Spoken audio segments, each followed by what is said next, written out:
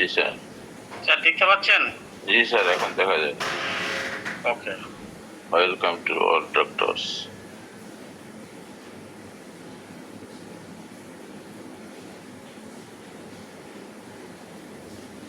তো আজকের আলোচনার বিষয় হচ্ছে আমাদের অস্টিওআর্থ্রাইটিস, অর্থাৎ আমাদের হাড়ের ক্ষয়জনিত ব্যথা। তো এটা আমরা প্রচুর এইসব রোগী পাবো, এবং আমরা এই বিগত কয়েকটা ক্লাস আগে আমরা আলোচনা করেছিলাম রিউমাটয়েড আর্থ্রাইটিস, ওটাও কিন্তু হাড়ের ব্যথা। তো ওইখানে তফাৎ কিছু আছে নিশ্চয়ই। তো ওইখানে রক্তের পরীক্ষাতে আপনি ডায়াগনোসিস করতে পারবেন, এখানে কিন্তু রক্তের পরীক্ষাতে কোনো কিছু আসবে না, নর্মাল সব আসবে। এখানে এক্স রে প্লেট দেখে আপনাকে বুঝতে হবে কি আপনার হাড়ের ক্ষয় হয়েছে। তো ব্যথা রোগী তো আমরা মোরালেস এমন কোনো ডাক্তার নাই, আমরা সবাই পাই, এবং এখানে যিনারা ডাক্তারবাবুরা আছেন সবাই মোটামুটি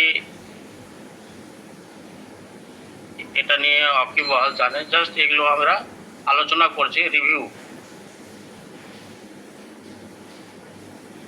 এটা হচ্ছে আমাদের কন্টেন্ট, এগুলো নিয়ে আমরা আলোচনা করবো। আর্থ্রাইটিস কি, কত রকমের আছে, কজটা কি, তার রেসপেক্টার কি, সাইন সিমটমস কি হবে, কতটা স্টেজ আছে, কিভাবে আমরা ডায়াগনোস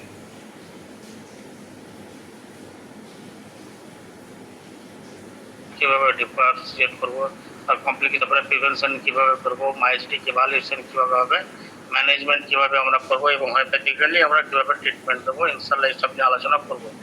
তো আমরা এটা একটা যদি আমরা যে আমাদের যে জয়েন্টগুলো আছে, একটা জয়েন্টের অ্যানাটমিক্যালি আমরা এটা নিয়ে যদি ধারণা করি, তাহলে আমরা পরবর্তী যে স্টেজগুলো আছে সেগুলো কিন্তু সহজেই আমরা ওয়াকিবহাল হতে পারবো। এটা একটা নি জয়েন্টের পিকচার। উপরে যেটা ছবি দেখতে পাচ্ছেন সেটা হচ্ছে ফিউমার, আর নিচে যেটা দেখতে পাচ্ছেন সেটা হচ্ছে আপনার টিবিয়া। তো এটা একটা হাড়, এটা একটা হাড়, মাঝখানে যে জিনিসটা আছে কালো অংশের উপর থেকে শুরু করি। তো উপরে আমাদের দুটো হাড়কে জয়েন্ট করে রেখেছে কি লিগামেন্ট, একটা হচ্ছে মাংসপেশি, এটা হাড়, এটা হাড়, দুটো হাড়কে মানে জয়েন্ট করে রেখেছে কি লিগামেন্ট। মানুষের না দেখলেও হয়তো যেনারা একটুখানি করেন অনেক সময় দেখতে পেয়েছেন হয়তো শক্ত একটা জিনিস দুটো হাড়কে জয়েন্ট করে রেখেছে, এটা বলে লিগামেন্ট। তারপরে যে পোর্শনটা থাকে জয়েন্ট ক্যাপসুল, যেটা সহজেই মানে মুভমেন্ট হতে পারে, তারপরে দুটো ঘর্ষণ যেন না হয়। তো কালো অংশের যে জিনিসটা দেখতে পাচ্ছেন সেটা বলা হয় সাইনোভিয়াল ফ্লুইড, মানে আপনার লুব্রিকেন্টের মতন কাজ করবে, যেহেতু মুভমেন্টটা ঠিক মতন হয়। দুটো হাড়ের যে সাদা অংশ দেখতে পাচ্ছেন, এই দুটো হাড়ের যে সাদা অংশটা দেখতে পাচ্ছেন, এটা একটা হাড়, এটা একটা সাদা অংশ দেখতে পাচ্ছেন, সেটাকে বলা হয় আর্টিকুলার কার্টিলেজ। এই যে আমাদের অস্টিওআর্থ্রাইটিস হচ্ছে, এই অস্টিওআর্থ্রাইটিসে কি হয়, আর্টিকুলার যে কার্টিলেজ আছে সেটা ক্ষয় হয়ে যায়। মাংস যারা খান, হাড়ের যে মাংস খান দেখবেন অনেক সময় নরম একটা খচখচে খচখচে থাকে, সেটা হচ্ছে আর্টিকুলার কার্টিলেজ। এখানে দীর্ঘদিন মানে ভারী কাজ করার জন্য হোক আর মুভমেন্ট করার জন্যই হোক, এই কার্টিলেজটা আসলে ক্ষয় হয়ে যায়। ক্ষয় হয়ে দুটো হাড়ের সংঘর্ষণ হতে থাকে, তখনই ব্যথা হতে শুরু হয়, যেমন আর্টিকুলার কার্টিলেজ। আমাদের হাড়েও রক্ত সাপ্লাই হয়, সেটা হচ্ছে ব্লাড ভেসেল থাকে, নার্ভ সাপ্লাই হয়, সেটা নার্ভ আছে। বাইরের সব থেকে যেটা দেখতে পাচ্ছেন সেটা হচ্ছে মানে একটা মাসল, এটা তো বললাম কালো অংশটা হচ্ছে সাইনোভিয়াল ফ্লুইড। আর একটা দেখে বার্সা, যেটাকে বলা হয় বার্সাইটিস, এটা ফুলে যায় অনেক সময়, আমাদের এটা অনেক সময় ফুলে যায়, সেটা হচ্ছে বার্সাইটিস। আর এই যে আমাদের এটা বলা টেন্ডন, মাংসটা যখন শেষ হচ্ছে, মানে পেশিটা মাংস পেশিটা যখন শেষ হচ্ছে হাড়ের সঙ্গে অ্যাটাচ হচ্ছে, সেটা বলা টেন্ডন। টেন্ডনটা একদম মানে হাড়ের সঙ্গে অ্যাটাচ হয়ে যাচ্ছে। আর টেন্ডনে যদি খুব ব্যথা হয়, আমাদের খুব ভালো মেডিসিন। অনেক সময় কোনো কিছু জোরে টানতে গিয়ে, ছুঁতে গিয়ে, বিল্পিং করতে গিয়ে তখন টান পড়ে, যদি টান পড়ে প্রচন্ড ভয়ানক হয়, আর আমাদের খুব ভালো একটা মেডিসিন। তো এটা যদি ভালো পিকচার জানতে পারি তাহলে পরবর্তী যে স্টেজগুলো আছে আমরা ইজিলি কিন্তু কনসেপ্ট করতে পারবো ইনশাআল্লাহ। আসলে আজকে যেটা আলোচনার বিষয় এই যে আর্টিকুলার কার্টিলেজটাই হচ্ছে আমাদের হবে। আর্টিকুলার যে সাদা অংশ দেখতে পাচ্ছেন, এদিকে সাদা অংশ, এদিকে সাদা অংশ, দুটো আর্টিকুলার কার্টিলেজটা ক্ষয় হয়ে যায়, ক্ষয় হয়ে আমাদের দুটো হাড়ের গ্যাপিংটা কমে যায়। সেটাই হচ্ছে আজকের আলোচনার বিষয়। তো এটা স্যার কনসেপ্টটা বুঝতে পারলেন স্যার? জানেন স্যার? জি স্যার। জিনিসটা বুঝতে পারলেন? জি স্যার, ক্লিয়ার। যে দুটো হাড়ের যে মাঝখানে যে আমাদের সাদা অংশ, জি, সেটার নাম হচ্ছে আর্টিকুলার কার্টিলেজ। আর্টিকুলার কার্টিলেজটাই ক্ষয় হবে। এই ক্ষয় হওয়া জনিত কারণেই ব্যথা হবে। সেটা হচ্ছে আমাদের ঘর্ষণ হয়, এই ঘর্ষণটাই তোমার ব্যথায় কত বাত ব্যথা। এবার আলোচনায় আসি। Arthritis is a general term that means inflammation of the joint. আমাদের যে জয়েন্ট আছে, যত বিগ জয়েন্ট আছে, যত জয়েন্ট আছে, সেগুলোতে কি হবে? আমাদের ফুলে যাবে। Osteoarthritis commonly known as wear and tear arthritis. Wear মানে আমরা জানি পরিধান করা, টেয়ার মানে আমরা জানি চোখের জল। বাট এখানে মিনিংস এখানে যেটা হবে হাড়ের ক্ষয়জনিত বাত, হাড়ের ক্ষয়জনিত বাত। Osteoarthritis commonly known as wear and tear arthritis, হাড়ের ক্ষয়জনিত বাত is the most common type of arthritis. যত রকমের আমাদের বাত ব্যথা আছে সব থেকে কমন হচ্ছে এই অস্টিওআর্থ্রাইটিসটা সব থেকে কমন। আরও ডিফারেন্সিয়াল ডায়াগনোসিস যখন আমরা করব তখন কত রকমের আমাদের বাতের ব্যথা হয় সেটা নিয়ে নিশ্চয়ই আলোচনা করব। তো যত রকমের আমাদের বাতের ব্যথা আছে সব থেকে মোট কমন হচ্ছে আমাদের osteoarthritis. It is associated with a breakdown of cartilage in joint and occur in almost any joint in the body. আমি তো বললাম যেটা কি আমাদের যে আর্টিকুলার যে কার্টিলেজ সেটা কি হচ্ছে ক্ষয় হয়ে যাচ্ছে, ব্রেকডাউন হচ্ছে, ক্ষয় হয়ে যাচ্ছে। যত মানে সব থেকে বেশি আমাদের নি জয়েন্টটাই আমি দেখানো হয়েছে, নাকি নি জয়েন্টে আমাদের পেশেন্ট বেশি আছে।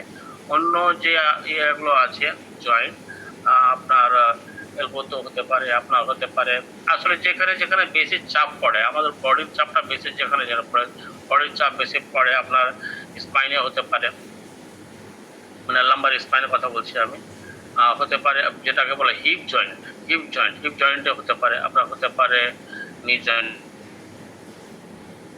হতে পারে অ্যাঙ্কেল, এলবো, রিস্ট, এনি জয়েন্টে হতে পারে। বাট মোর কমন হচ্ছে আপনার নি জয়েন্টে বেশি হয়। Commonly occur in the weight bearing joint of the hip, যেখানে আপনার চাপ দোষটা বেশি, হিপ জয়েন্টে, নি জয়েন্টে, spine. It is also effect the finger, thumb, neck and large two. তাহলে কোথায় কোথায় আমাদের এই জিনিসটা দেখতে পাবেন?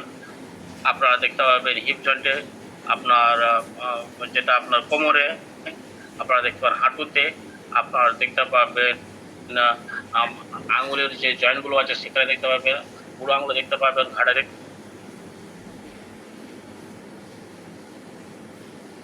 ব্যথাগুলো দেখতে পাবেন। বুড়ো আঙুলে আর একটা যেটা রোগ হয় সেটা হচ্ছে গাউট বলা হয়।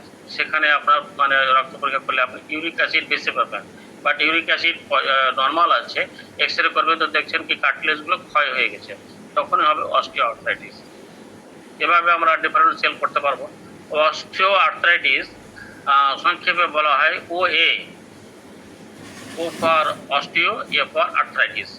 সংক্ষেপে বলা হয় OA। অনেক ডাক্তার প্রেসক্রিপশনে অ্যালোপ্যাথি ডাক্তারকে দেখিয়ে এসেছে আপনার কাছে, হয়তো সেখানে হয়তো মানে সেভাবে রিলিফ হয়নি, তারপরে তো আপনার কাছে আসলো, তো সেখানে ওনারা হয়তো ডায়াগনোসিস করেছেন, সংক্ষেপে লিখে যাচ্ছে OA, তখনই আপনি বুঝে গেলেন দ্যাট কেস ইজ osteoarthritis.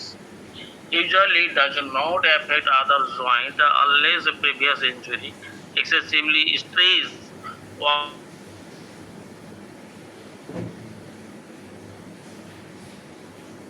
আপনার বডির চাপ পড়বে, excessive underlying disorder of the cartilage.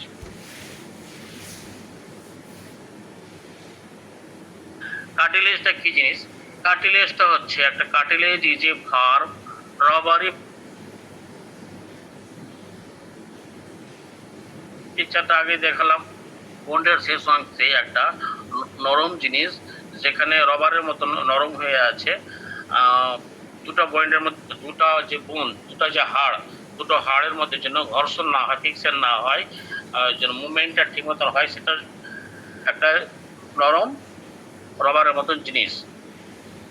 Robbery material that cover the end of the bone in the normal joints. It means function is to reduce friction in the joint and serve as a shock absorb.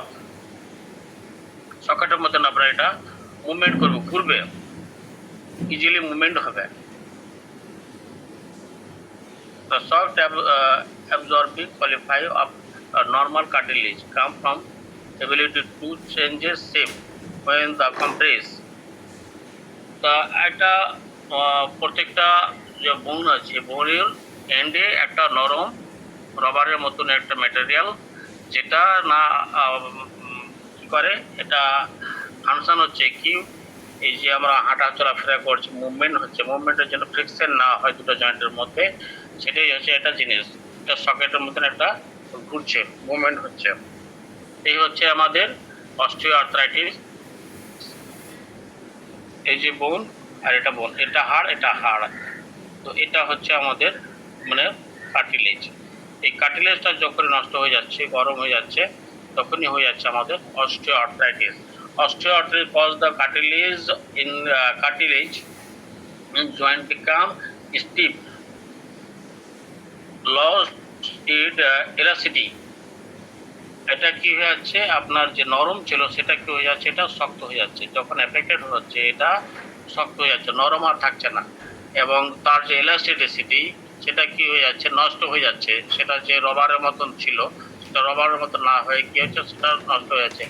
Make it more susceptible to damage, নষ্ট হচ্ছে। Over the time the cartilage may wear away in some area, greatly decreasing the ability to act as a shock absorber. The cartilage deteriorated tendons and ligament stretch, causing pain. যখনই ওটা আপনার articular cartilage তার elasticity loss হয়ে যাচ্ছে, নষ্ট হয়ে যাচ্ছে, তখন কি হচ্ছে, ওটা শক্ত হয়ে গিয়ে আমাদের যে লিগামেন্টগুলো আছে, তারপরে আপনার টেন্ডন যেগুলো আছে, সেগুলো কি হচ্ছে, আস্তে আস্তে সেগুলো ক্ষয় হতে শুরু হচ্ছে। তারপরে কি হচ্ছে, ওখানে আপনার স্টিফনেস, শক্ত মানে শক্ত হবে এবং ব্যথা হবে। The bone could rub against each other. আমরা এটা দু টাইপের দেখতে পাবো, একটা হচ্ছে প্রাইমারি অস্টিওআর্থ্রাইটিস, আর একটা হচ্ছে সেকেন্ডারি অস্টিওআর্থ্রাইটিস। প্রাইমারিটা হচ্ছে যেটা অটোমেটিক্যালি আস্তে আস্তে আস্তে আস্তে ওটা মানে লস হয়ে যাচ্ছে, কোনো কারণ খুঁজে পাওয়া যাবে না, সেটাকে বলবো আমরা প্রাইমারি অস্টিওআর্থ্রাইটিস। আর সেকেন্ডারি অস্টিওআর্থ্রাইটিসে একটা কারণ খুঁজে পাওয়া যাবে, তার ব্যাক হিস্ট্রিতে একটা ইনজুরি থাকবে, বড় ধরনের একটা ট্রমা থাকবে, তখন তাকে আমরা বলবো সেকেন্ডারি অস্টিওআর্থ্রাইটিস। সে চলাফেরা করতে গিয়ে কখনো পড়ে গিয়েছে, কখনো একটা মানে আঘাত লেগেছে কোনো একটা জয়েন্টে, এটা তো মানে হঠাৎ যখন টাইম হতেই পারে। একটা ফার্স্ট স্টেজে আমরা তার একটা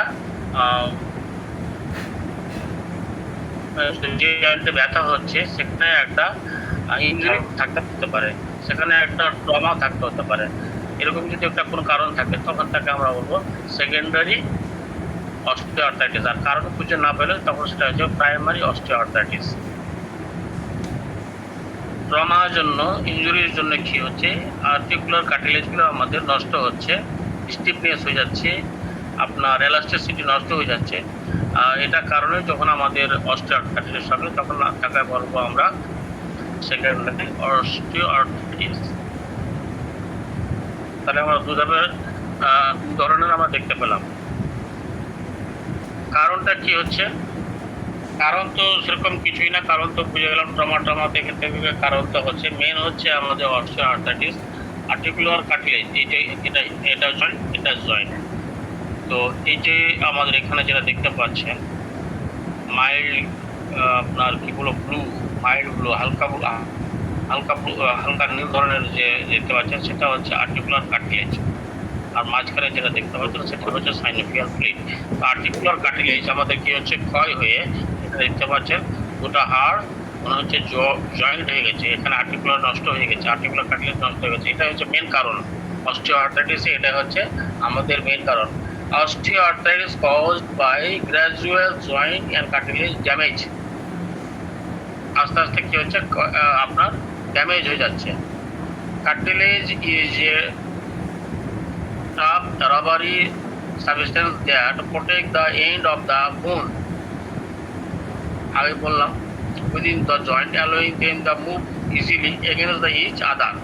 এই যে সহজ কার্টিলেজটা নরম রবারের জিনিস, যেটা হাড়ের মাথায় যেটা আছে এটা হলো মানে ঘর্ষণ রোধ করে, এর ফলে এটা স্থিতিস্থাপক থাকে। ক্ষয়গ্রস্ত হয়, ক্ষয়গ্রস্ত হয়ে গেলে তখন এই প্রদাহ, এই যে লালটা প্রদাহ হলে তখন আমাদের ব্যথা হবে, তখনই আমাদের ব্যথা যন্ত্রণার জন্য আমাদের কাছে আসবে। এই হচ্ছে আমাদের মানে কার্টিলেজটা নষ্ট হয়ে যাচ্ছে, ফ্রিকশন হচ্ছে, ঘর্ষণ হচ্ছে। Allowing them to move easily against each other. With osteoarthritis, যখন osteoarthritis হবে কি হবে, cartilage break down over the time, leading to the bone rubbering against each other. They cause intense pain and osteoarthritis symptoms. যখনই আমাদের কার্টিলেজটা নষ্ট হয়ে যাবে তখনই কি হবে, আমাদের জয়েন্টটা ফুলে যাবে এবং সিমটমসগুলো প্রডিউস হবে। তো কিছু আমাদের রিস্ক ফ্যাক্টর আছে, এগুলোই হচ্ছে আমাদের কারণ। আর মেন হচ্ছে আমাদের কার্টিলেজটা নষ্ট হয়ে যাওয়া, এটা হচ্ছে মেন কারণ। রিস্ক ফ্যাক্টরগুলো কী কী? একটা জেনেটিক, যাদের মানে ফ্যামিলি হিস্ট্রি যখন আমরা জানবো, ফ্যামিলি হিস্ট্রি জানতে পারবো তার বাবা মা কিংবা তার পরদাদা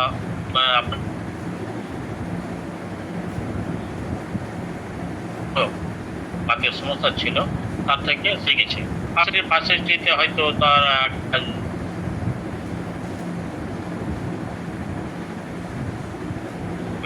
সেখানে একটা থাকতে পারে আপনার cartilage and dislocated joint, ligament injury, এগুলো কোনো একটা কারণ থাকতে পারে।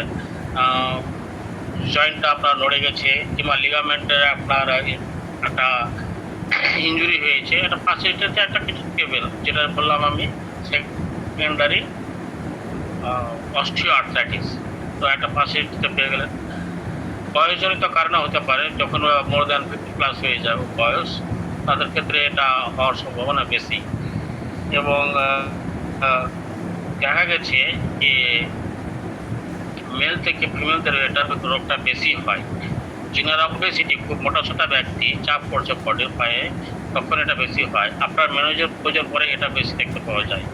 Repeated stage on the joint, যে জয়েন্টটা আছে, কোনো এমন একটা আপনি কাজ করছেন যেখানে বারবার ওই জায়গাতেই আপনার চাপ পড়ছে, সে হাঁটু হতে পারে, সে আপনার হতে পারে কোমর, হতে পারে আপনার অ্যাঙ্কেল, হতে পারে এলবো, কোনো জায়গাতে একটা বারবার ওই জয়েন্টটাতে আপনার চাপ পড়ছে। চাপ পড়ে যাওয়ার জন্য কী হচ্ছে, আপনার কার্টিলেজগুলো নষ্ট হয়ে যাচ্ছে, তখনই ডেভেলপ করছে কি অস্টিওআর্থ্রাইটিস। বোন ডিফর্মিটি, সে জন্মগত হোক আর কোনো কারণে হোক, কিন্তু তার জয়েন্টটা ম্যালফরমেশন আছে, ইফেক্ট আছে, সেখান থেকে ডেভেলপ হতে পারে আপনার। সেটা যেমন অনেক সময় দেখুন ক্লাব ফুটের মানে আপনার পার্সন আছে, কিংবা অন্য কোনো কারণে আপনার যেমন হয়তো প্যারালাইসিসের পরে অনেকের হয়ে যায়, ডিফর্মিটি হয়ে যায়, তখনই কী হবে, ওই প্যাকা হয়ে চলার জন্য কার্টিলেজগুলো নষ্ট হচ্ছে, তখন একটা ডেভেলপ করতে পারে অস্টিওআর্থ্রাইটিস, হাড়গুলো ক্ষয় হতে শুরু হচ্ছে। অনেক দেখবেন বাতের প্যারালাইসিস হয়েছে, প্যারালাইসিসের পরে আপনার ডিফর্মিটি হয়েছে, ডিফর্মিটি হওয়ার পরে আপনার প্রচণ্ড ব্যথা হচ্ছে। আপনি হয়তো প্যারালাইসিসের ওষুধ দিচ্ছেন, কিন্তু প্যারালাইসিসের না, ওকে দিতে হবে অস্টিওআর্থ্রাইটিসের মেডিসিন। তো এটা একটা কারণ হতে পারে।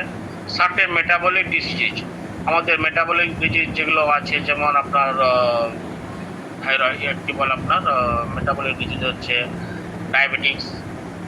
তো সেখান থেকে আপনার এটা আপনার গ্রো করতে পারে। উইক মাসল, যদি মাসলস দুর্বল হয়, বিশেষ করে যে জয়েন্টগুলো তো আছে, তো ওই জয়েন্টগুলো মাসলগুলোতে যদি আপনার লিগামেন্টের দুর্বল হয় কিংবা অ্যাডোকেট যে সাপোর্ট আছে সেই সাপোর্টগুলো যদি দুর্বল হয়, তখন সেটা ডেভেলপ হতে পারে অস্টিও আর্থ্রাইটিস। এইগুলো হচ্ছে আমাদের রিস্ক ফ্যাক্টর। তবে কারণটা মেন হচ্ছে আমাদের আর্টিকুলার কার্টিলেজের যে নরম জায়গাটা আছে সেটা শক্ত হয়ে ইলাস্টিসিটি নষ্ট হয়ে পা হয়ে সেটা জয়েন্ট কাছাকাছি চলে আসছে, ফ্রিকশন হচ্ছে, এটা হচ্ছে মেন কারণ।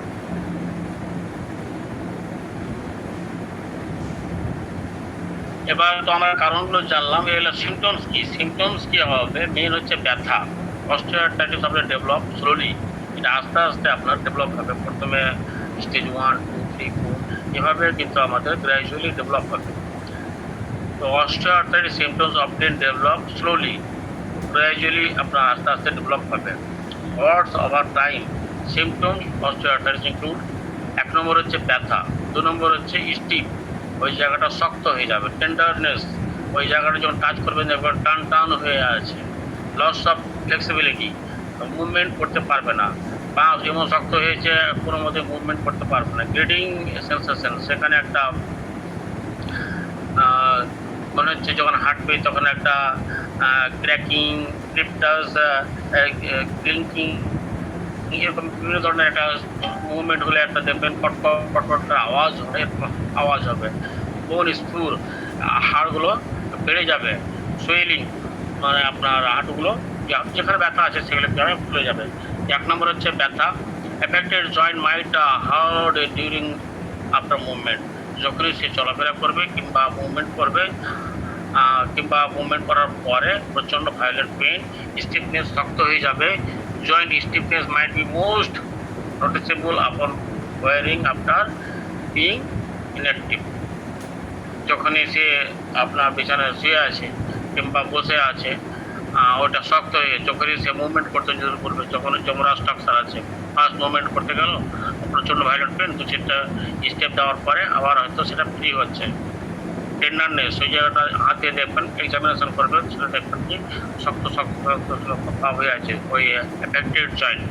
লস অফ ফ্লেক্সিবিলিটি, সে মুভমেন্ট করতে পারবে না।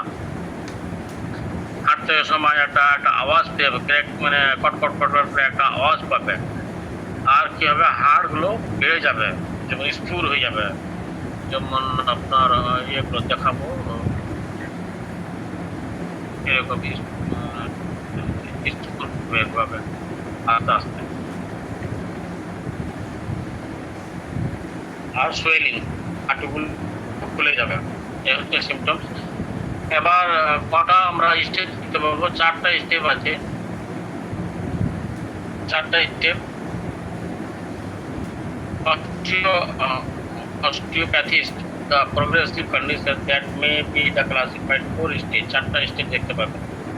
This may depend on the severity symptoms, সিমটমসের উপর লক্ষ্য করে এগুলো বুঝতে হবে। Degree of the joint, cartilage damage, কতটা কার্টিলেজ ড্যামেজ হয়েছে সেটার উপর ডিপেন্ড করে আমাদের স্টেজগুলো করা হয়েছে। স্টেজ 1, এখানে আপনার কি পাবেন? সিমটমস পাবেন, কিন্তু কার্টিলেজ কোনো নষ্ট হবে না। But cartilage is still good same, cartilage এরকম ছিল। এখানে যদি এক্সরে করতে যান তবে নর্মাল, বাট ব্যথা হচ্ছে, জাস্ট শুরু ব্যথা হয়েছে, ব্যথা শুরু হয়েছে। আর কার্টিলেজ ওখানে যে এক্সরে যখন করতে যাবেন, এক্সরেতে দেখবেন কার্টিলেজ ঠিক আছে, কোনো পাই দেখতে পাবেন না। স্টেজ 2-এ কী হচ্ছে? সেখানে আপনার অ্যাকুট সিমটমস তো থাকবেই, কার্টিলেজ জাস্ট মানে ক্ষয় হওয়ার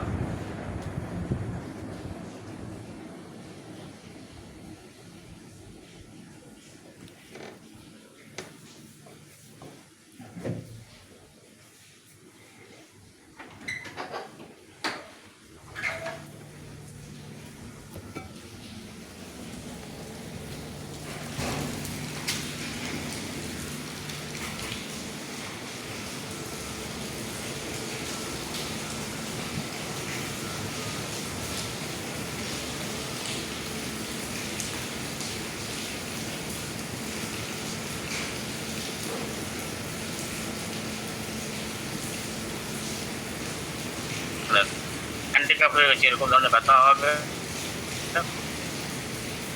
instability such as the sudden looking and barking. আরও কী হবে, মাস্টার মাংসপেশিগুলো কী হবে, দুর্বল হয়ে যাবে, হাড়গুলো বেড়ে যাবে, জয়েন্ট ডিফর্মিটি হয়ে যাবে ফাইনাল স্টেজে।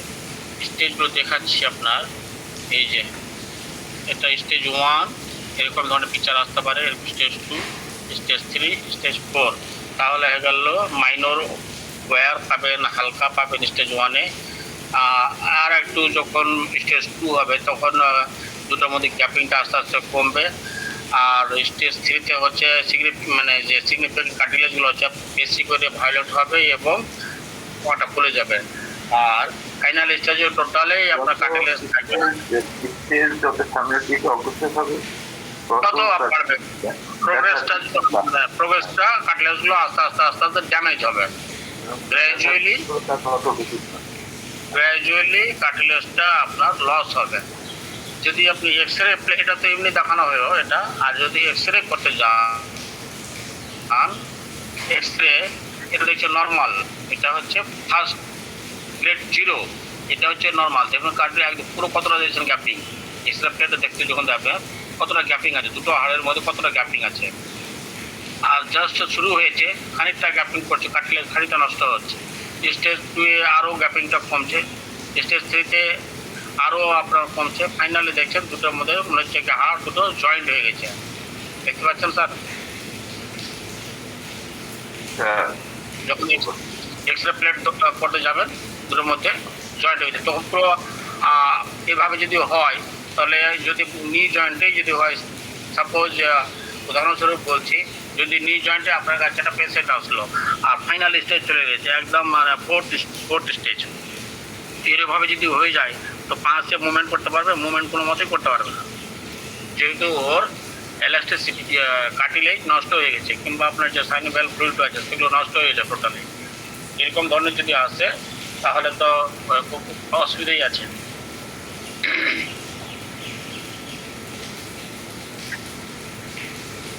তো অন্যান্য রোগের ক্ষেত্রে আমরা কি করছিলাম, মানে যেগুলো আপনার বাতের ক্ষেত্রে আমরা রক্ত পরীক্ষা করছিলাম, এখানে কিন্তু রক্ত পরীক্ষা সেরকম নেই, মানে রক্ত পরীক্ষাতে আপনার সেরকমভাবে কিছু পাবেন না। এখানে কিন্তু একটাই হচ্ছে, সেটা হচ্ছে x-ray. Diagnosis of osteoarthritis diagnosis, কীভাবে আমরা ডায়াগনোসিস করব? ডেসক্রিপশন অফ সিমটমস, এই পেশেন্টের যে আমাদের যে সিমটমস আছে সেই সিমটমসগুলো নিয়েই আমরা ডায়াগনোসিস করতে পারবো। Location and pattern of the pain, কী ধরনের ব্যথা হচ্ছে সে মানে পেশেন্টের কাছ থেকে আমরা জানবো, এবং কোন জায়গাটা ব্যথা হচ্ছে সেটা আমরা জানবো। আর ফিজিশিয়ানকে কী করতে হবে, আপনার যে ডাক্তারবাবুকে তার ওটা হাত দিয়ে দেখতে হবে সেটা স্টিফনেস হয়ে আছে কিনা, ইনফ্লামেশন হয়ে আছে কিনা, এক্সামিনেশন করে দেখতে হবে। তাহলে আমরা মোটামুটি জেনে যাবো কিনা আপনার অস্টিওআর্থ্রাইটিস হয়েছে। কনফার্মেশন করার জন্য তাকে কী করতে হবে, একটা যে জায়গাটাতে আপনার ব্যথা হচ্ছে, যদি নি জয়েন্টে হয় কিংবা এমবোতে হয় কিংবা অ্যাঙ্কেলে যদি হয়, সে কিংবা যদি আপনার হিপ জয়েন্টে যদি ব্যথা হয়, আপনার কী করতে হবে, ওই পার্টটার আপনার এক্সরে করতে হবে। এক্সরে প্লেট যখনই আপনার আসলো তখন আপনি দেখে বুঝে গেলেন এটা আপনার অস্টিওআর্থ্রাইটিস হয়েছে, তখন তাকে প্লেট দেখিয়ে বুঝতে পারবেন, দেখেন এখানে এতটা আপনার গ্যাপ থাকার দরকার ছিল, বাট আপনার কি হয়েছে, ওই কার্টিলেজগুলো নষ্ট হয়ে যাওয়ার জন্য দুটো বোন আপনার কাছাকাছি চলে এসেছে, যার জন্য আপনার ফ্রিকশন হচ্ছে, ঘর্ষণ হচ্ছে, ঘর্ষণ যাওয়ার জন্য আপনি চলাফেরা করতে পারছেন না। এই হচ্ছে আমরা এক্সরের মাধ্যমে কিন্তু জেনে যাব। এবার তাকে যদি সূক্ষ্মতকে আমরা যদি ডায়াগনোসিস করতে যাই, তাহলে সিটি স্ক্যান করাবেন ওই অ্যাফেক্টেড পার্টটা, কিংবা আপনি এমআরআই করাতে পারেন। সিটি স্ক্যান আর এমআরআই, মেন হচ্ছে এক্সরে, দেন সিটি স্ক্যান, দেন হচ্ছে এমআরআই। এখানে নর্মাল যে প্লেটটা আছে, নর্মাল প্লেটটা কতটা গ্যাপিং এবং এফেক্টেড পার্ট যেটা অস্টিওআর্থ্রাইটিস গ্যাপিংটা কমে গেছে, তখনই এটা দেখে আমরা ডায়াগনোসিস করতে পারবো এটা হচ্ছে অস্টিওআর্থ্রাইটিস কেস। তো কী হবে যদি আমরা এক্সরে করতে পাঠালাম, তো যদি প্রথমে থেকে আপনার কোনো মানে রেডিওলজিক্যাল ফাইন্ডিং পাবেন না, জিরোতে।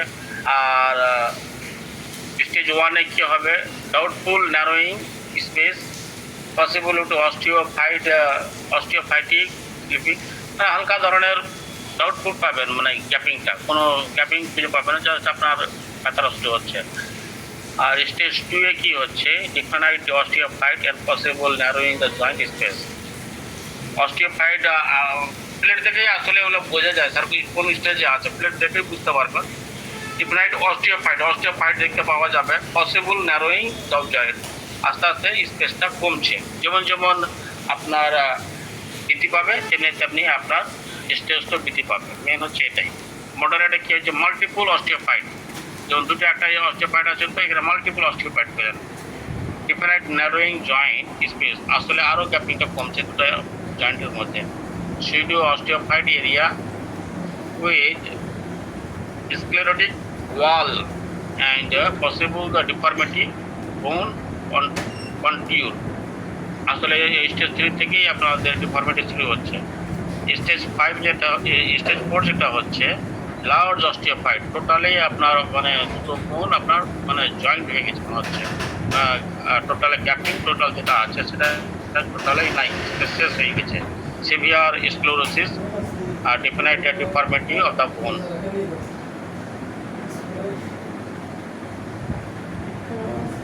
এবার আমরা ডিডি কিভাবে করব, তো ডিডি হচ্ছে ফাইব্রোমাইলজিয়া। ফাইব্রোমাইলজিয়া যখন টেস্ট করবেন, ব্লাড টেস্ট বলেন আর এক্স রে করেন, কোনো কিছু পাবেন না, একদম totally normal.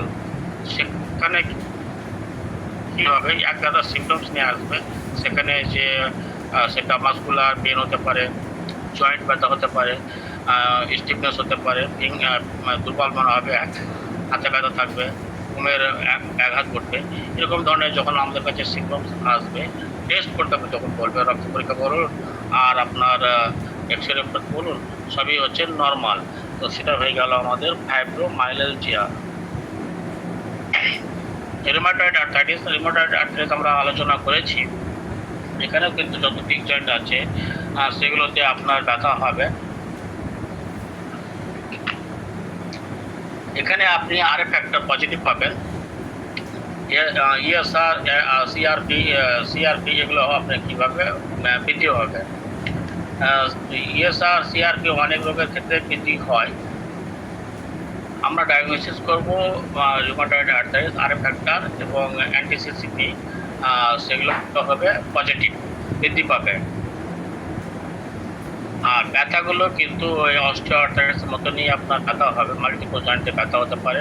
Morning stiffness, rheumatoid nodule পাবেন, বিশেষ করে জয়েন্টের যে রিউমাটয়েড নোডুলস আছে সেগুলো পাবেন, সেগুলো দেখে আমরা ডায়াগনোসিস করতে পারবো রিউমাটয়েড আর্থ্রাইটিস। এসএলই আমরা আগে মানে আলোচনা করেছিলাম, যে আগের দিনই আমরা এসএলই আলোচনা করেছিলাম। এখানেও প্রচণ্ড ব্যথা থাকে। আর এখানে ম্যাকুলোপ্যাপুলার র্যাশ পাবেন, ম্যাকুলোপ্যাপুলার র্যাশ পাবেন, যেটা আপনার অন্যান্য ব্যথাতে পাবেন না, এসএলইতে পাবেন। আর এখানে পাবেন antibody positive, RF factor negative পাবেন, ও বাকি যেগুলো আছে সিআরপিগুলো নেগেটিভ পাবেন। এখানে অ্যান্টিবডিটাই পজিটিভ পাবেন। ক্রনিক ফ্যাটিক সিনড্রোম এর সঙ্গে আপনি তুলনা করতে পারেন। ক্রনিক ফ্যাটিক সিমটমস যেমন আপনার ফাইব্রোমাইলজিয়ার মতন এখানেও, কিন্তু ফাইব্রোমাইলজিয়া হচ্ছে অ্যাকুট কেসে, আর ক্রনিক ফ্যাটিক সিনড্রোমটা হবে মোর দ্যান 6 মান্থ, 6 মাস অতিবাহিত হয়ে গেছে, ব্যথা ভালো হচ্ছে না। আর রিপোর্টগুলো সব যত রিপোর্টগুলো সব নর্মাল মোটামুটি। এখানে আপনার fatigue plus 4 symptoms, memory loss, গলাতে ব্যথা, sore throat, tender lymph nodes, আপনার নেক, গলাতে যে এইগুলো নেক গ্ল্যান্ডগুলো আছে সেগুলো থাকবে, মাসলস পেন থাকবে, জয়েন্ট ফুলে যাবে, রেডনেস থাকবে, মাথা ব্যথা থাকবে, ঘুম হবে না, ম্যালেজ, সর্বশরীরে ব্যথা, chronic fatigue symptoms more than 6 month. আমরা স্পন্ডলাইটিস যেগুলো আছে, spondylitis, cervical spondylitis, lumber spondylitis, এগুলো হয় সেখানে আপনার ব্যথাগুলো থাকবে কোমরের, যদি লাম্বার স্পন্ডাইলাইটিস যদি আছে কোমরে ব্যথা থাকবে, যদি আপনার ঘাড়ে ব্যথা হয় তাহলে নেক সার্ভাইকাল স্পন্ডাইলাইটিস হবে। তবে যদি রক্ত পরীক্ষা করেন এগুলো পাবেন না। আপনার ইএসআর এবং সিআরপি যদি এলিভেটেড থাকে আর ফ্যাক্টর নেগেটিভ হবে। এক্সরে যদি করেন তো একটা মনে হচ্ছে কি লম্বা বাসের মতন লম্বু স্পাইন হয়ে যাবে, যে স্পাইনটা যেটা আছে একটা শক্ত হয়ে গেছে, বেঁকা হবে না এক্সরে প্লেটে। পলিমাইলেলজিয়া এর সঙ্গেও আপনার রুমাটিকা, পলিমাইলেলজিয়া রুমাটিকা এর সঙ্গে ডিফারেন্স করতে পারেন। ওল্ডার অনসেট জেনারাইজ স্টিফনেস, পাগুলো শক্ত হয়ে থাকবে। যদি রক্ত পরীক্ষা করেন এলিভেটেড ইএসআরটা বেশি পাবেন, সিআরপিটা বেশি পাবেন। আর কর্টিকোস্টেরয়েড মানে কর্টিকোস্টেরয়েড পজিটিভ থাকবে, বাকি সেগুলো সেরকম কিছু পাবেন না। যেটা আজকে আলোচনা করলাম আমরা অস্টিও আর্থ্রাইটিস, বললাম যত মানে জয়েন্ট আছে সেগুলোতে আপনি কীভাবে ব্যথা পাবেন, স্টিফনেস থাকবে। এখানে কি হবে, এক্সরে প্লেট থেকে আপনাকে ডায়াগনোসিস করতে হবে। যেমন আরএফ ফ্যাক্টর পজিটিভ হয়ে কি তো ওটা রুমাটয়েড আর্থ্রাইটিস হয়ে গেল। আর এখানে ওগুলো সবই নেগেটিভ, অনলি এক্সরে প্লেট থেকেই আপনাকে মানে ডায়াগনোসিস করতে হবে আপনার হাড়গুলো ক্ষয় হয়ে গেছে, ওই ডিজেনারেটিভ চেঞ্জেস হচ্ছে, সেটা দেখেই আপনি বুঝে গেলেন that case is osteo arthritis. Hyperthyroidism যেটা আছে সেখানেও কিন্তু প্রচণ্ড ব্যথা হতে পারে, ওয়েটগুলো বৃদ্ধি পাবে, কনস্টিপেশন হবে, স্কিনগুলো ড্রাই হয়ে যাবে, মাসকুলার অ্যাক্টিং থাকবে, মাংসপেশিতে ব্যথা থাকবে। আর থাইরয়েড হরমোনটা আপনার গ্ল্যান্ডটা অনেক সময় বৃদ্ধি হয়। আর এখানে রক্ত পরীক্ষা যদি করতে যান টিএসএইচ লেভেলটা বৃদ্ধি পাবে আর T4 লেভেলটা কমে যাবে, যার জন্য এখানে বলা হাইপোথাইরয়েডিজম। T4 লেভেলটা কমে যাচ্ছে এবং টিএসএইচ লেভেলটা বৃদ্ধি পাচ্ছে। এখান থেকে এটা থেকে আপনি বুঝে গেলেন আপনার হাইপোথাইরয়েডিজম হয়েছে।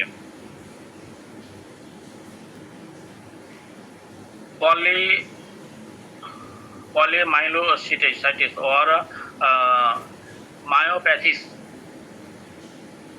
muscle weakness, pelvic and shoulder grade muscles weakness, rash থাকবে। এখানে মাসেলসের বায়োপসি মাধ্যমে ডায়াগনোসিস করতে হবে এটা আছে কিনা, মাসেলসের বায়োপসি করে দেখতে হবে। আর নিউরোপ্যাথিটা আছে, এখানেও ব্যথা হয়, সেখানে রক্ত যে পরীক্ষাগুলো আছে সেগুলো আপনি নর্মাল পাবেন। এখানে অ্যাবনর্মাল পাবেন যেটা, সেটা হচ্ছে ইএমজি, ইলেকট্রোমাসেলগ্রাফির মাধ্যমে আপনি জানতে পারবেন কি আপনার মাসেলসের আপনার মাংসপেশিতে ব্যথা হচ্ছে, সেটা হবে নিউরোপ্যাথি। তো এতগুলো রোগের সঙ্গে আমরা কিন্তু ডিফারেন্সিয়াল করতে পারবো এই অস্টিও আর্থ্রাইটিসকে। এবার যদি আমাদের শুরুতেই যদি আপনাদের আসে এই রোগীটা, আমরা যদি শুরুতেই তাকে আমরা অ্যালোপ্যাথিক্যালি ট্রিটমেন্ট করতে পারি তাহলে তো বাড়াবাড়ি হবে না। আর যদি আমরা ঠিক মতন ওর চিকিৎসা করতে না পারি গ্র্যাজুয়ালি আস্তে আস্তে আস্তে আস্তে আস্তে বাড়তে থাকবে। Osteoarthritis may lead to verify the physical, mental, and emotional complication if left untreated. যদি তার আমরা ট্রিটমেন্ট করতে না পারি, আনট্রিটেড যদি থাকে তাহলে তার ফিজিক্যালি একটা ডিফর্মিটিতে যাবে, মানসিক একটা সমস্যা হবে, একটা ইমোশনালি একটা সে ভেঙে পড়বে। আরও কিছু কিছু আমাদের কমপ্লিকেশনের মধ্যে যেটা আছে, জয়েন্টগুলো স্টিফনেস হয়ে যাবে, তার মোবিলিটিটা কমে যাবে আস্তে আস্তে।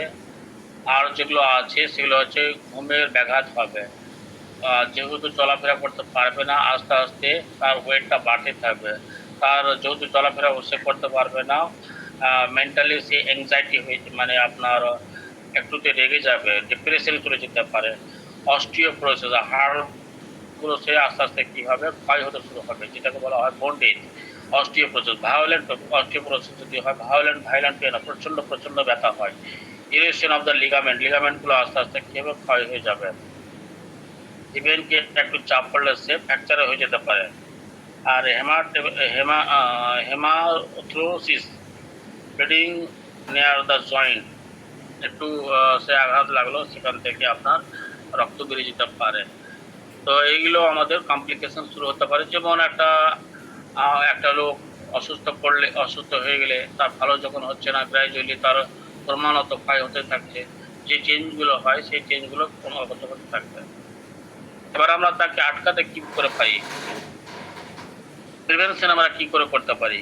You may risk factor osteoarthritis that can not changes. সে যদি তার জন্মগত সে ফ্যামিলিগত থেকে সে পেয়েছে, তাহলে তো তা আমরা তাকে আটকাতে পারবো না। বাট সে যদি এমনি হয়, তাহলে কিছু যদি আমরা মেনটেন করি, তাহলে ইনশাল্লাহ আমরা তাকে আটকাতে পারবো। আর যদি তারা সে ফ্যামিলিগত যদি পেয়ে থাকে, তাহলে সেটা আমরা তাকে কোনোভাবে আটকাতে পারবো না। সে জন্মগতই পেয়েছে, ওই জমির ভাগ পাওয়ার মতন। জমির ভাগ পাক আর না পাক, বাবা মার কাছ থেকে রোগের ভাগ ঠিক হয়ে গেল, তো সেটা যদি হয় তা আমরা আটকাতে পারবো না। বাট যদি ওটা না থাকে, কিছু রিস্ক ফ্যাক্টর যেগুলো আছে সেগুলোকে যদি আমরা আটকাতে পারি, তাহলে আটকাতে পারবো। মেনটেন হেলদি ফর ওয়েটটাকে আমরা সবসময় কম দিয়ে থাকবো, যেখানে আমাদের চাপ কম পড়বে। আমাদের মিনিমাম 150 মিনিট অ্যাটলিস্ট আমাদের কি করতে হবে, এক্সারসাইজ করতে হবে in a week, each week, সপ্তাহে 150 উইকের মতো আমাদেরকে অবশ্যই হাঁটাহাঁটি করতে হবে, চলাফেরা করতে হবে, এক্সারসাইজ করতে হবে, তাহলে আমরা এটাকে আটকাতে পারবো। ম্যানেজ আমাদের ব্লাড সুগার লেভেল। আমাদের যদি ডায়াবেটিস যারা আছে তাদের সবসময় সুগার লেভেলটাকে আমাদেরকে মানে সবসময় বৃদ্ধি যেন না পায়, সেটাকে আমরা আটকাতে হবে। প্রেসার যদি বেশি থাকে, সেটাকে আমরা কী করবো, হাইপার টেনশনটাকে আমাদের কমাতে হবে। ইট well balance anti inflammatory diet, যেগুলো খেয়ে আমাদের পায়ের ফোলাগুলো বৃদ্ধি হবে, সেগুলো সেই খাবারগুলো আমরা খাবো না। অ্যান্টি অক্সিডেন্ট যে খাবারগুলো আছে সেগুলো আমরা খাবো। Use a proper technique lifting object such as lifting with hip or leg instead your back। যেমন কাজ করতে হবে যেগুলোতে আপনার হাঁটুতে কিংবা কোমরে যে চাপ পড়ছে, সে কাজগুলো আমরা করবো না। ওয়ার প্রপার ফুটওয়্যার, যত কিছু আছে যেগুলো আমাদেরকে পায়ের যে গোড়ালিতে ব্যথা হয়, নরম সফট যে হাওয়াই চপ্পলগুলো পাওয়া যায়, সেগুলো আমরা পরিধান করব। প্লাস্টিক জাতীয় যে মানে শু আছে, সেগুলোকে আমরা বর্জন করব। এগুলো যদি করতে পারি, তাহলে আমাদের অনেক ব্যথা রিডিউস হবে ইনশাল্লাহ। Homeopathic miasm in osteoarthritis, time তো সারা আছে নাকি? তো আমরা এটা মিসড মাইজম বুঝতেই পারছেন, যেমন যেমন বৃদ্ধি পাচ্ছে তেমনি তেমনি আমাদের মাইজমও চেঞ্জ হয়ে যাচ্ছে। Hypothetically, chronic myasm considered underlying predisposition that influence the progression of a disease like osteoarthritis, according to Hahnemann principles. তো ফার্স্ট স্টেজ যখন থাকবে, অর্থাৎ কোনো প্যাথোলজিক্যাল চেঞ্জ হচ্ছে না, তখন আমরা তাকে বলবো আর্লি স্টেজ, একদম আর্লি স্টেজ। হ্যাঁ, আর্লি স্টেজ অস্টিওআর্থ্রাইটিস যখন থাকবে, কার্টিলেজগুলো তো সেভাবে লস হয়নি, শুধু ব্যথাই শুরু হচ্ছে, তখন তাকে আমরা বলছি শরীর প্রিডিসপোজিশন। আর আস্তে আস্তে যখন ক্ষয় হতে শুরু হলো, আমাদের মডারেট মানে সেকেন্ড ও থার্ড স্টেজ আছে, তখন তাকে আমরা বলবো সাইকোটিক প্রিডিসপোজিশন। এবং টোটালি আপনার হাড়গুলো ক্ষয় হয়ে গেছে, আমাদের হাড়গুলো ক্ষয় হয়ে গেছে, তখন সেটা হচ্ছে সিভিয়ার লাস্ট স্টেজ, ফাইনাল স্টেজে পৌঁছে গেছে। আপনার স্ক্লেরোসিস হয়ে গেছে, টোটালি আপনার স্টিফনেস হয়ে গেছে, টোটালি দুটো মনে হাড় একসঙ্গে জয়েন্ট হয়ে গেছে। এরকম কন্ডিশন থাকলে তাকে আমরা সিফিলিটিক প্রিডিসপোজিশন বলবো। তাহলে এটা বুঝতে পারলেন অস্টিওআর্থ্রাইটিস, মিসড মাইজম। আর্লি স্টেজে থাকলে শরীর, মিডল স্টেজে থাকলে সেটা হয়ে গেল সাইকোটিক, আর ফাইনাল স্টেজ যদি পৌঁছে যায় তখন সেটা হয়ে গেল সিফিলিটিক মাইজম। কোর্স অ্যান্ড প্রোগ্রেসিস, এটা অস্টিওআর্থ্রাইটিস স্লোলি প্রোগ্রেস। আমরা তো প্রথমেই বললাম যে এটা আস্তে আস্তে বৃদ্ধি পাবে, যেমন স্টেজ আস্তে আস্তে এটা বৃদ্ধি পাচ্ছে, স্টেজ 1, 2, 3, 4, এটা হচ্ছে আস্তে আস্তে বৃদ্ধি পাবে। Slowly progress will lead to considerable mobility with passage of time. considerably related by the lifestyle changes such as weight reduction, use appropriate footwear on walking, regular exercise. ওয়েটটাকে আমাদের কমাতে যাতে অবেসিটি পার্সন আছে ওয়েটটাকে কমাতে হবে এবং যে জুতাগুলো আছে সেগুলো যদি আমরা নরম জুতা পরে ডেলি এক্সারসাইজ করি তাহলে সেটা কিন্তু আমরা আস্তে আস্তে এটাকে কমাতে পারবো। মোটামুটি প্রিভেন্ট যেগুলো বললাম ম্যানেজমেন্ট ওগুলোই আছে। আর ফ্লাইট কতগুলো আছে স্যার? ফ্লাইট আর বেশি নেই, একটা ম্যানেজমেন্ট আছে, ম্যানেজমেন্টে যে খাওয়া দাওয়া এগুলো আছে, হ্যাঁ কি খেতে বলবেন ফল আছে, মাসল স্ট্রেচিং এক্সারসাইজ বললাম, লাইফস্টাইল অ্যাডভাইস, লস মানে আপনার ওজন কমাতে হবে, স্ট্রেচিং এক্সারসাইজের উপর আপনার জোর দিতে হবে। আর এক্সারসাইজ মেনলি ওগুলোই আছে ঘুরে ফিরে বললাম। মোটামুটি খাওয়া দাওয়ার মধ্যে আছে ক্যালসিয়াম জাতীয় ফুড বেশি খেতে হবে, যেহেতু আমাদের হাড় ক্ষয় হচ্ছে, ক্যালসিয়াম জাতীয় যেগুলো খাবার আছে সেগুলো বেশি খেতে বলতে হবে। ভিটামিন সি আমাদেরকে বেশি করে খেতে হতে বলতে পারবে।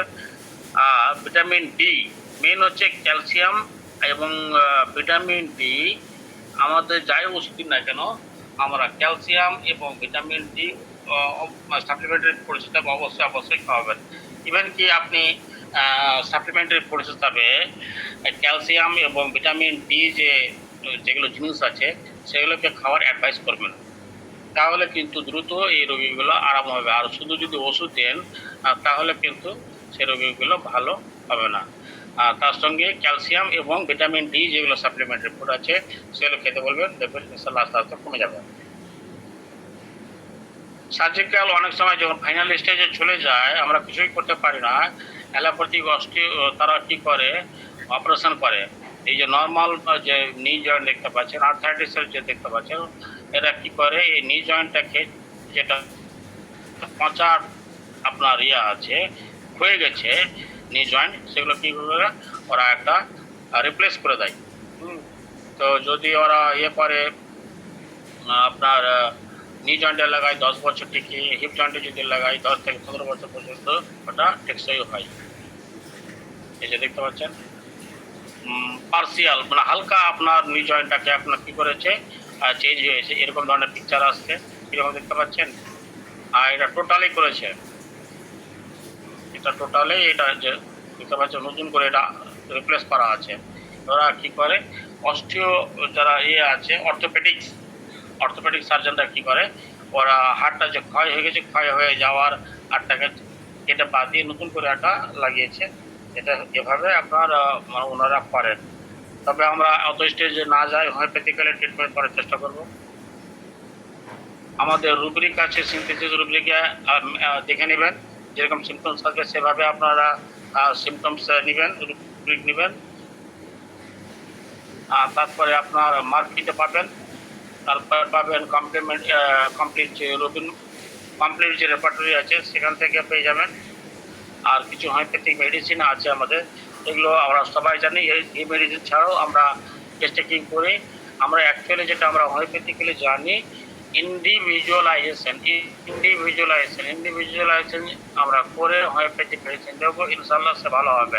তবে কিছু মেডিসিন আছে যেমন আমাদের রুটা বলেন, তারপরে আপনার রুফা বলেন, তারপরে বলেন অস্টিও আর্থ্রাইটিস নোডোসা বলে একটা মেডিসিন আছে, ইন্টারকারেন্ট হিসাবে ইউজ করতে পারলে এইগুলো কিছুটা ক্ষয় হয়। অস্টিও আর্থ্রাইটিস নোডোসা আপনি মেডিসিন দিচ্ছেন, মাঝে সাঝে আপনি ইন্টারকারেন্ট হিসাবে অস্টিও আর্থ্রাইটিস নোডোসা দিলে অস্টিও আর্থ্রাইটিস যে পেশেন্টগুলো আছে ভালো ইমপ্রুভ হয়। Thank you.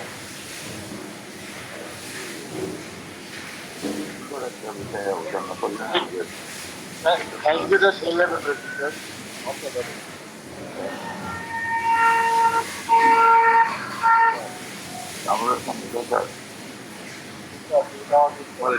আমাদের এদিকে ম্যাম আছেন, আমাদের আরো যে গুরুত্বপূর্ণ আছেন আজকে আলোচনার ব্যাপারে কথা বলেন, খুবই সুন্দর একটা প্রেজেন্টেশন, খুবই সমস্যা নেই, বিষয়ের একান্তরিক হয়ে গেছে আমাদের কাছে।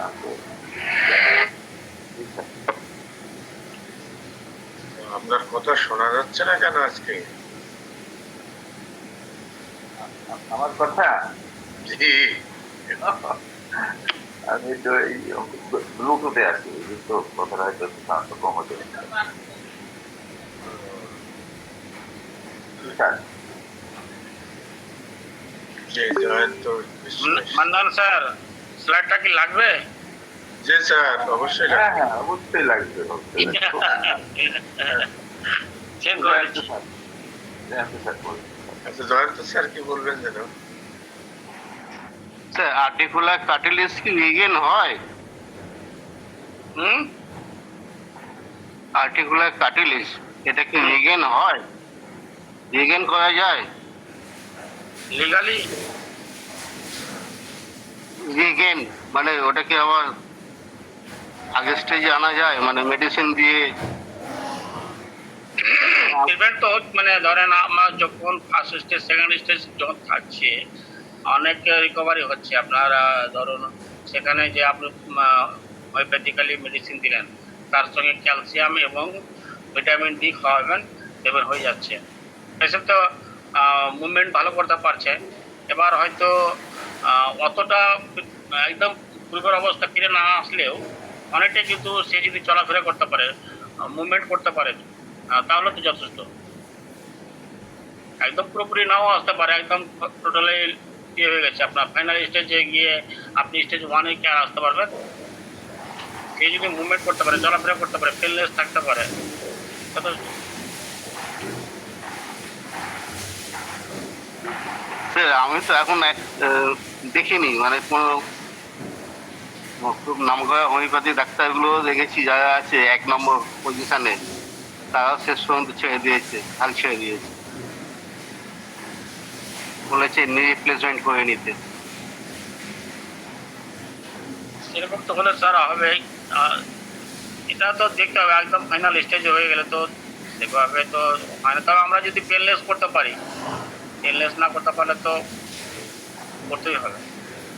আর ওইটা হলো কাটিলে যদি একবার নষ্ট হয়ে যায়, জয়ন্ত স্যার যেটা জানতে চাচ্ছিলেন যে হ্যাঁ, বুঝতে পেরেছি স্যার আপনার কথা। যে ওটা রিগেন হয় কিনা, মানে পুনঃস্থাপন মানে নতুন তৈরি করা যায় কিনা বা পুনরুদ্ধার করা যায়। আসলে ওটা তো রবারের মতন, ওটা সেই রবারের মতন আসলে স্যার হোমিওপ্যাথিক্যালি সবই সম্ভব, আর আবার অনেক অসম্ভব হয়ে যায়। কিছু কিছু ক্ষেত্রে তো রিমার্কেবল রেজাল্ট হয়ে যাচ্ছে না হোমিওপ্যাথিতে।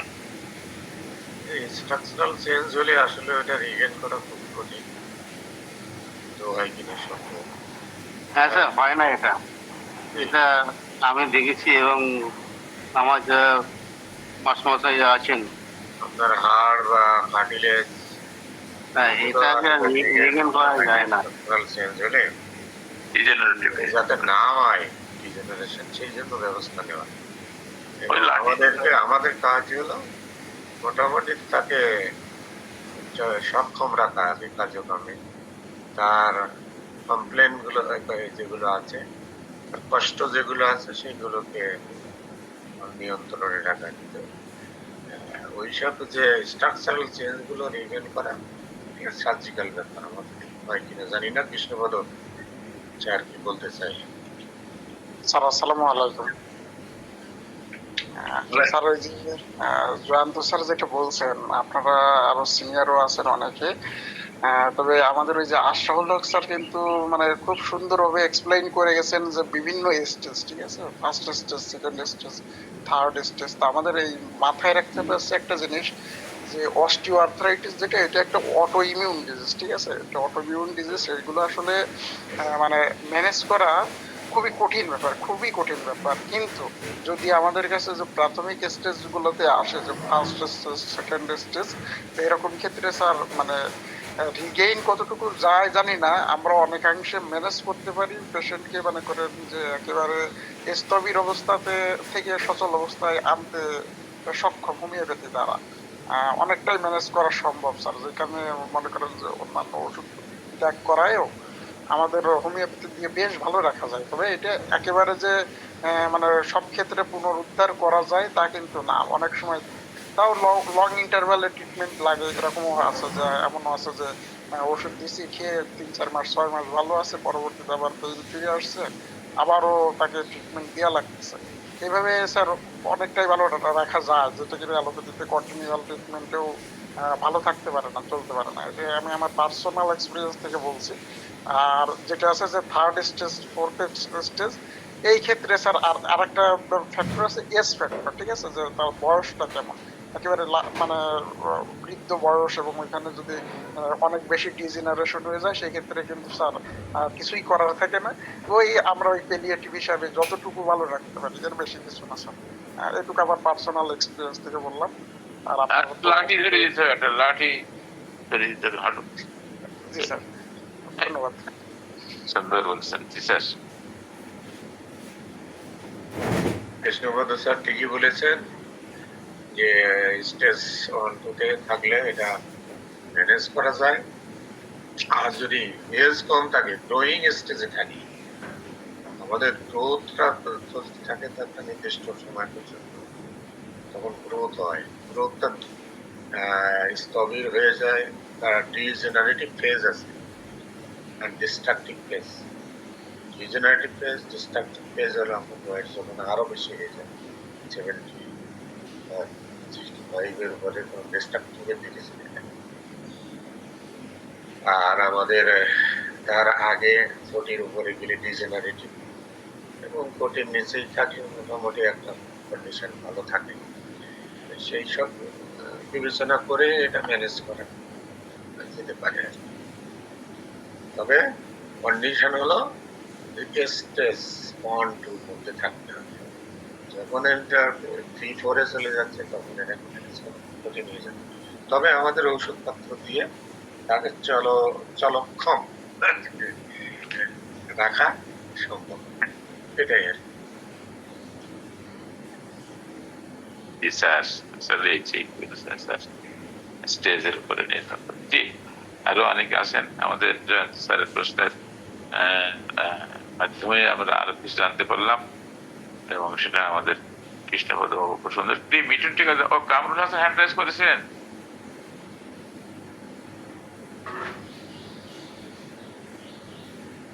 কামরুল হাসান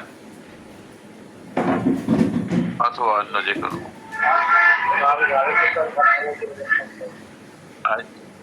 আপনি গাড়িতে চলেন, সমস্যা নেই।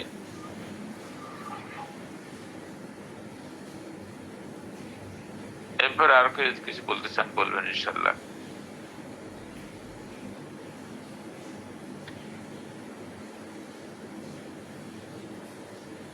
মিঠুন ঠিকাদার আছেন তো, টাকার কথা তো ঠিকাদার হাত ধরেছে। Mitchell Trigger and Kamral both have raised their hands.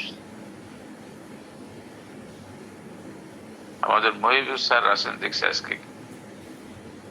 জি মিঠুন ঠিকাদার বলেন, তারপর আমাদের কামরুল। জি আদাব স্যার, আমাদের গ্রুপের উপস্থিত সকল শ্রদ্ধা স্যার, আমার প্রতি আদাব, নমস্কার। সাথে আমাদের শ্রদ্ধা ডাক্তার আসরাউল হক স্যার, গভীর কৃতজ্ঞতা। স্যারের আলোচনা বরাবরই অসাধারণ হয়, গুরুত্বপূর্ণ বিষয় স্যার আমাকে আলোচনা করেন। সবশেষ আমাদের জয়ন্ত স্যার যে প্রশ্ন করলেন, প্রশ্নের আলোকেও চমৎকার কিছু মতবাদ পোষণ করা হলো। সেই জায়গা থেকে আমি বাস্তব একটা এক্সপিরিয়েন্স শেয়ার করি। এটা হচ্ছে ইতিপূর্বে হয়তো আমি কেসটা বলেছিলাম, কখনো অনেকে জেনারা ছিলেন, যে আমার একটা দেশের ইন্ডিয়া সিএমসি হসপিটাল থেকে চলে এসেছিল, সেটার রাইট হিপ জয়েন্টের যে বলটা আছে ক্ষয় হয়ে গিয়েছিল, এবং মানে সে মহিলা, বিবাহিত লাইফ ছিল 1 বছরের, তৎকালীন সময়ে তার বয়স ছিল 27 বছর। তো এমন একটা অবস্থা যে কোনোভাবেই তার আর সংসার হবে না, মানে চলন শক্তি রহিত হয়ে গেল, সে চলাফেরা করতে পারে না, শুয়ে থাকলে যে করোড় ঘুরবে, করোড় ঘুরার মতো তার কোনো অবস্থা নেই। এক পর্যায়ে স্বামীর গৃহ ত্যাগ করে বাবার বাড়িতে সে যায় এবং সেখান থেকেই তাকে ইন্ডিয়া নিয়ে যাওয়া হয়।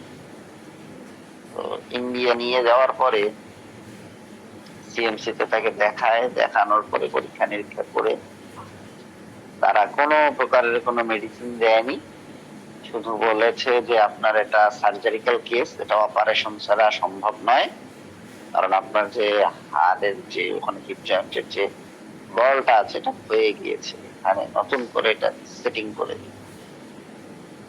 তো ওই অপারেশনের ওনারা নাকি একটা মেয়াদ কাল দিয়েছিল যে 12 বছর নাকি বলটা স্বাভাবিক 12 বছর পরে নাকি আবার চেঞ্জ করতে হবে পুনরায়।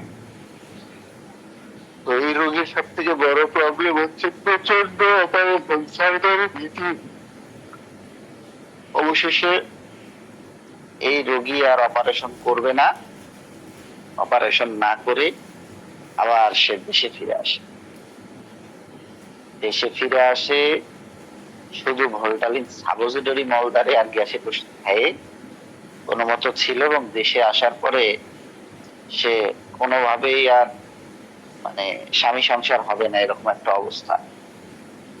অবশেষে বাবার বাড়িতেই ছিল। যাই হোক, কোনো না কোনো ভাবে আমার কাছে আসে এবং এই রোগীটার আমি চিকিৎসা চালিয়েছিলাম পুরোপুরি 2.5 বছর, 2 বছর 8 মাস। তো সব থেকে মজার ব্যাপার হচ্ছে রোগীটা আমার কাছে 4 মাস চিকিৎসা করার পরেই স্বাভাবিকভাবে সে হাঁটা চলা শুরু করে। তারপরে চিকিৎসা করতে করতে 6 মাস যখন পার হয়ে গেল, তখন এই পেশেন্ট এমন একটা পরিস্থিতি তৈরি হলো যে তার পারিবারিক মীমাংসার মধ্য দিয়ে আবার স্বামীর সংসারে ফিরে আসে, এবং ফিরে আসার পরে সেখানে থাকা অবস্থায় কনসিভ করে, এক পর্যায়ে তার বাবু হয়, কিন্তু চিকিৎসাটা সে চলমান রাখে।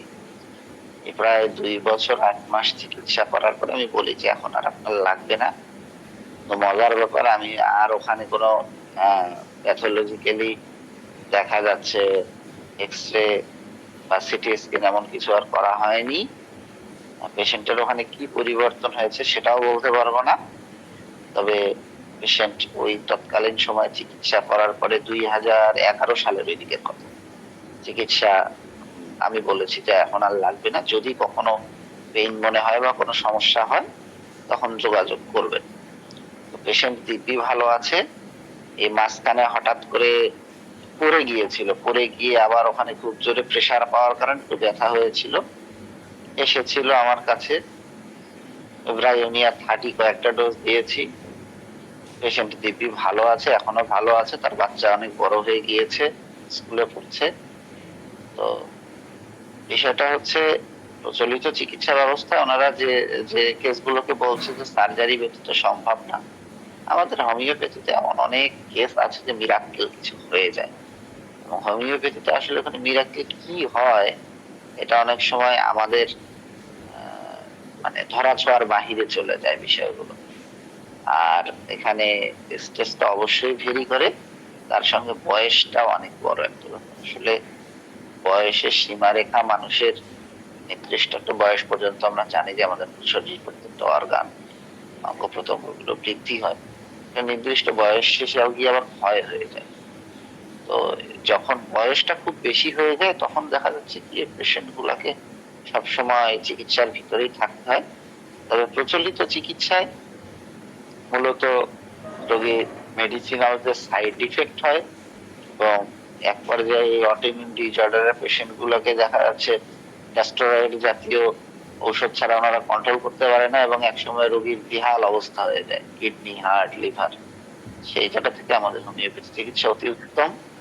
ইনস্টিটিউশনালি রোগীকে চিকিৎসা করলে অনেকাংশে রোগীকে যে চলন শক্তি রহিত হয়ে থাকে সেখান থেকে মুক্ত করা যায়।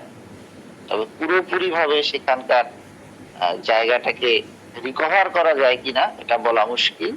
তবে রোগীকে চলন শক্তি রহিত হয়ে যে থাকে সেখান থেকে রোগীকে ফেরানো যায়।